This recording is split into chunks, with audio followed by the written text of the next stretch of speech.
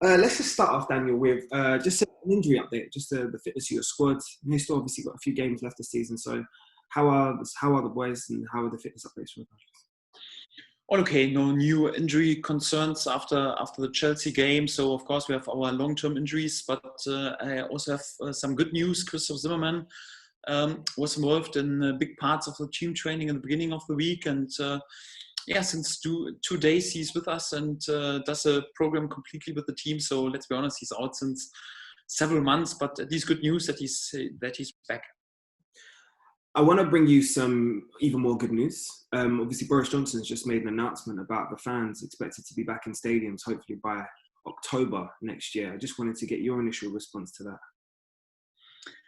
Yes, we play football for the supporters and with the supporters, and it's a strange feeling to play behind closed doors and to be not allowed to celebrate with them and sometimes feel the pain with them. So, of course, we're all looking forward to have them back as soon as possible and rather sooner than later. But I think it's also important to listen to the experts because the protocols were pretty strict so far and it worked quite well. And I think we still have to be careful, but we leave it with the experts. But one thing is for sure, so as a football player and also as a coach or everyone who's involved in football, of course, we would like to have them back rather sooner than later.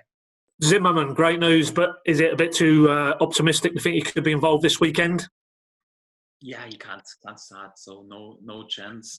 But if I'm honest, I'm also a bit tempted to take him with us because he's at least great as a leader in the dressing room for the mood, and also it's a bit different when lads walk around and watch who's sitting next to them, and then the impressive Christoph Zimmermann is there, and he's always great also in the dressing room to give some confidence and to encourage them. And let's be honest, Burnley is also unbelievable physical and good in headers, and could be a situation that in the last 2 or 3 minutes you have to win a header, and he's capable to do this. So even if he was out right now, since let's be honest, he was not really 100% fit since the West Ham game when he got this his knock. So that means he's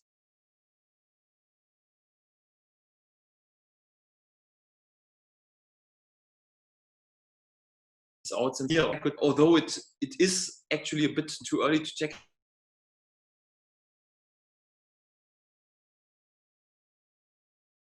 him back in the left. I'm a bit tempted to have him at least back in the dressing. You've said about him before the injuries that he was probably your best centre-back over that period of time, maybe from the start of last season. I know it's hindsight now, but if he'd have been fit, do you think things could have been a bit different? More so the defensive side of the problems you've had, in terms of defending set pieces, or a body of games, do you think you'd have been a lot closer to that pack above you in the table? Well, in general, so I'm always careful in judging. It's my best player, but he was perhaps the most important player and most consistent player. Anyhow, it was no coincidence. So it's more like he played more or less each and every game last season. We were there with several clean sheets and looked unbelievably solid. And also he's quite good in his tactical understanding of the game and leading the players also. There was a mistake. He was also in a few goals last season, in the beginning of the season right now.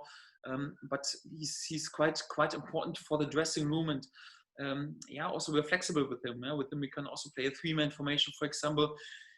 We have conceded too many goals out of set pieces, out of crosses. He's great and the topics to defend this, and was no coincidence that we were unbelievably solid when he was on the pitch in last season. And of course gone a different way with Christoph. Perhaps it would have been even worse, so you never know this. It's up to proof, but my gut feeling is of course to have him available for the whole season in his top shape, in a good rhythm. Of course, it would have helped us a lot without any doubt. Especially, he was our most consistent, most important defensive option in the last season. And let's be honest, we were not able to spend an unbelievable amount of money in the last summer. So, of course, he would have played a major role also on this level. But this is one topic. To be honest, it also suits this judgment a bit to Tim Klose, because have been also important to have him with this experience there. It suits also Grant Henley, who was in a top class shape before his injury. So I think the best shape since we worked together. So I think the sum of all these injuries was the biggest problem. But nevertheless, that we missed Christoph during the season was one of the key topics why we had so many problems in terms of looking solid for such a long time. You mentioned him there. I wanted to ask you on the flip side, obviously Tim Klose, how much do you feel for him at the minute? Because he's going through one of them spells where, you're conceding goals and he maybe would feel himself, because he's an honest lad, that he could be doing better in a lot of those situations. That said, you said right at the outset before he came back for that first game, give this guy a break. He's played he's not had a lot of football. Don't expect too much of him. But obviously you had to play him because of the situation you mapped out there. How much will he be hurting and how much do you feel for him? Because you really had no other option but to probably throw him in a lot quicker than you would have done in an ideal world, given his lack of game time. Yes, that's right, and I really feel for Tim, and he's really unbelievably self-critical, and it says a lot about his character. He doesn't hide that he's there and shows his chest and is available all 3 days, and don't want to hide behind the excuses he was out for such a long time. Like you mentioned before, so I'm unbelievably happy to have Tim with his experience back, but also due to the whole situation with having Grant Henley and having Christoph Zimmermann back, there wouldn't have been such a need to throw Tim immediately without having any friendlies, for example, back in the mix, and at least it would be possible to rest him and to give him some rest, because if we judge his performance, I would say 95% of his performance are really good, and the build-up, he's good, he's solid in many games, but there are always at the moment 1 or 2 scenes when he's not spot on in his game, and it's quite costly as a centre back. And it's even a bit easier when perhaps you could rotate a bit and he plays just more like all 7 days instead of all 3 days, anyhow, without having a proper preseason, be out for 18 months. So of course on this level you can play all 3 or 4 days, but you need rhythm for this. And Tim was out for 18 months, and it's more like, okay, then there is a mistake and he's not fully recreated, has to go into the next game. And of course, then he's also not on the top of his game, and we have to accept that he can't deliver one world-class performance after another. So, but it just says a lot about his character. He knows that we need him at the moment, and that he doesn't hide behind it and says, no, I'm not ready to go. I like this attitude, that he's thinking more about the team than just about, there is perhaps a bit criticism on his performances or something like this. I don't criticize him or blame him at all, because I know how difficult it is after 18 months to deliver, and then to deliver in the best league in the world. So it's unbelievably complicated, and I think Tim would perform with much more consistency if you could give him sometimes the rest, and if you would have then also Grant and Christoph available, and he could lead sometimes even on this big leader. So for him, it's also like, he has to lead the group. So he is not able to just concentrate on his game, what you would like to do after 18 months, but he also has to lead the group, have to boost the spirits and something like this. So it's unbelievably complicated for Tim. So for that, I will just be there and backing him at the moment. And I can't lie, so I can't tell you that he was the MVP in all the last games. So he was sadly sometimes involved. Tim knows this himself, but no blame at all. It's just due to the situation, to be honest. It's final one, if I can, Daniel. Sort of flowing out from that criticism, generally, you've touched on it earlier. I remember after the West Ham game, you said, look, you're not going to come out and criticise those guys, your players. You'll never do that. But there's a guy you know very well, Chris Wilder. He's been pretty critical of his players after last night's performance against Leicester. He felt they were a long way short of the levels they've established. We all know the context around this. You know, you don't need to repeat again the difficulty that you're going to face coming up this season, the injuries to your key players. But if you're an average Norwich fan, can you reassure them that behind closed doors, when needed, you are telling those players? And you've kind of touched on that. You said after Arsenal you wasn't happy. I'm sure you wasn't happy after West Ham. When you need to be harsh with these guys, when you need to be critical, maybe even get a bit angry, are you doing that behind closed doors with these players? You're leaving them in no doubt, if you feel they can do better, that you want to see them do better, irrespective of, we all know how difficult a challenge this was going to be this season. the best thing and solution would be to ask the players if I can be strict and brutal and pretty direct and pretty honest in the dressing room, because it makes no sense if I tell you what I tell them. So the best thing would be to ask the players. I'm also pretty sure that they would probably reassure that at times I can be hyper and overcritical, and there are also times just for monologue. It's not like we have discussion tables, so sometimes there can be unbelievably strict words and unbelievably strict comments, but I also have to keep in mind a bit the whole situation, and it's also like you have to adapt also a bit to the whole general situation. Yeah, once a team is praised that much, like for example Sheffield United, and it's more like all the players got some praise, and everyone is praising them team of the season and coach of the season, players of the season, and fantastic players linked with great moves or something like this. It's also like then when they are full of confidence, you can be there with stick, also with public stick, and this helps at times. And it's then also good to do a bit the unexpected, saying, listen, in the bigger picture, it's just one performance that you can lose against Leicester. But then it shows also like, okay, right now you don't want to let the standard drop. But if the whole outside world is criticizing you, and you got the feeling, okay, the young lads are already struggling a bit with self-confidence, or like Jim, for example, right now already with self-confidence, it's then also important to back them, especially in public, and to be there. So believe me, it's more like in our dressing room, and when we analyze our games, we don't put them into cotton wool.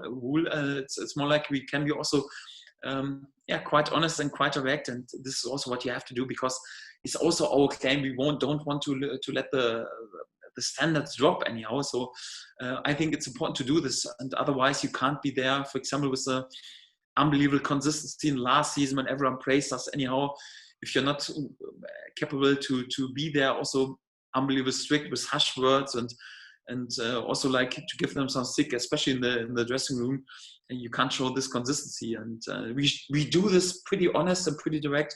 Also right now in this times when we're struggling, I think it's also quite important during this time when they're struggling a bit with self-confidence to back them also in public. That's I think quite crucial.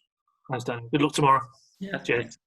It does seem in recent weeks that both Josip and Lucas Rupp have kind of come in for a bit of criticism from supporters watching the games for their contributions and performances.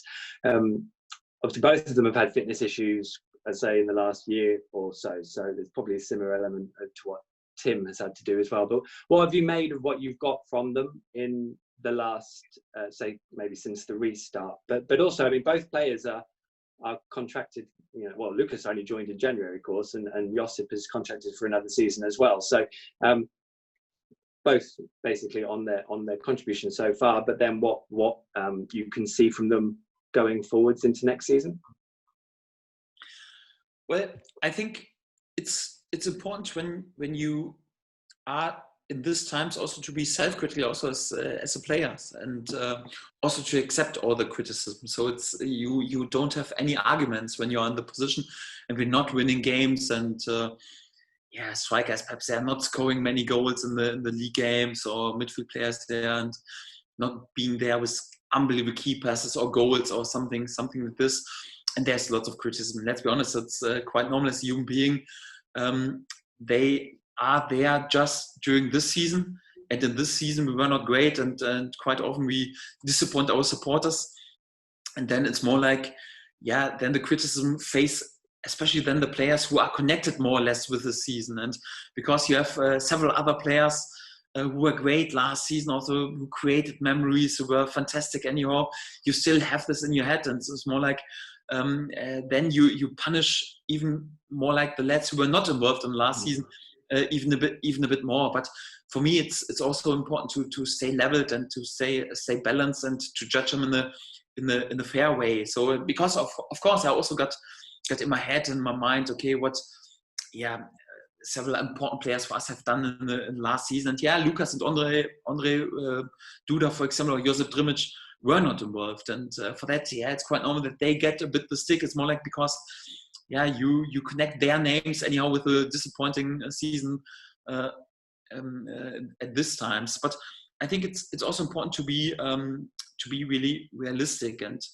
when I have to judge, for example, the performance of Josip Drmic at Chelsea, or even in the games before when he played, no other striker has covered so much distance like he did. So in terms of workload, and let's be honest, so the game at Chelsea was not a game that you like as a striker. As a striker, you want to be feeded with penetration passes, you want to be feeded with crosses, you want to play combinations. And he had to press, he had to shift, he had to win defensive headers, he had to help in our defense when the set pieces are flowing in, and he does this. So he's working. Yeah, sometimes he's just capable in order because he has Antonio Rüdiger and Zuma in his back anyhow to save the ball and create a set piece, and he did this. So it was, of course, difficult for him to shine. Or if he comes in against Man United, we are playing in underload, and you just have to run after the ball. It's not that easy. And the same for Lukas Rupp. And if I judge, for example, Josip's workload, I have to say, of course, he was not there with a great performance like we were in the last season when we were dominating the games and our strikers were able to score 3 or 4 goals. It was simply not possible for him in this game. And the same for Lukas. So he delivered an unbelievable workload. No other midfield player in the whole Premier League on this game day covered more distance than Lukas. So it's more like he had many, many winnings of the ball. But it was, of course, once we have the ball, there was also lots of pressure for him. Then he had also a few losses of the ball. So it was not that easy. Yeah? Once we are able to dominate a game with 80% possession like in the last season, it's even easier to shine for Josip. It's even easier to shine for a player like Andre Duda or like Lukas Rupp, for example. To be honest, it's the same for every one of us. Yeah, also when, yeah, for example, in the games before, Markus Zimmermann, for example, or Mario Funches was involved. It is not that easy to shine for them in these games like they were capable on championship level. But you still have the memories with them in your head, and for that, yeah, then you turn a bit to the guys who were not involved in the last season. That's quite normal. They have to accept that they experience enough. They know that it's quite normal in football, and they can change also the momentum and the mood quite quick. But it's more like it's up to them to go through this. It's more like, come on, let's not be too annoyed with some criticism. Go through it, work hard, and you will, on the mid and long term, you will always get what you invest and what you deserve. And if you invest a lot in hard working, thinking about the team, then there will be also days when the sun shines again, when some crosses come in, when some penetration passes are there, when unlucky deflected ball is in front of Josip's feet and he can score. Lukas is in there and scores a goal. So it's of course quite important that they have a good positive result with the team, also a few positive performances with the team. But I don't judge them that negative. Like, of course, the outside world do it understandable, if I'm honest. If I just would judge them more like without seeing their workload and more like the outcome in the games, yeah, I would do the same. And for that, I think it's important that they don't go too deep with it. I don't do this as well. We also speak about topics where they have to improve, because there are still topics where they have to improve. But I don't blame them at all. And my message is more like accept the criticism, keep going, and the sun will shine again. Daniel, that's brilliant. Thank you so much. Good luck tomorrow. Thank you.